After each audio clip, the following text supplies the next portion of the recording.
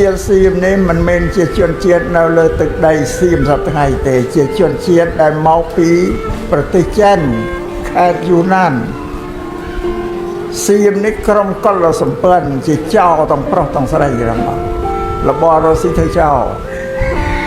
ចូលទៅរុករៀនទន្ទ្រានប្រជាបរិទ្ធចិននៅខេត្តយូណានណាក៏រដ្ឋាភិបាលនៃប្រទេសចិនហ្នឹងគេចាត់វិធានការគេកម្ចាត់ដេញចិនពីស្រុកទេអត់ឲ្យនៅម្ល៉េះជនជាតិសៀមនេះក៏ធ្វើអន្តោប្រវេសន៍ចេញពីខេត្តយូណានមកអន្តោប្រវេសន៍គឺចេញមករកទីតាំងភូមិករនៅថ្មី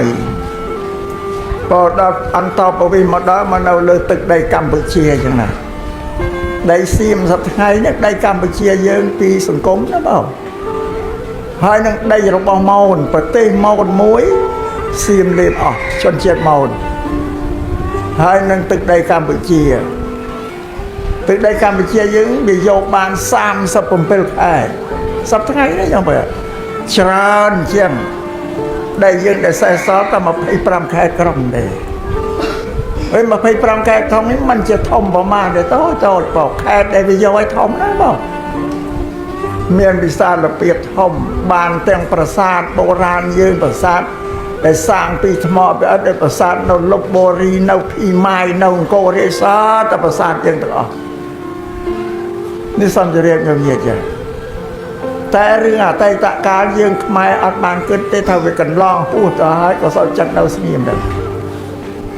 តែឥឡូវមហិច្ឆតារបស់សៀមមិនស្ងប់ចង់បានលេបទឹកដីយើងឲ្យអស់តែម៉ងបងហើយយើងនិយាយមើលមកតែខ្មែរសូរ៉ែនខ្មែរស៊ីសកេតខ្មែរអង្គររាជខ្មែរប្រជាជន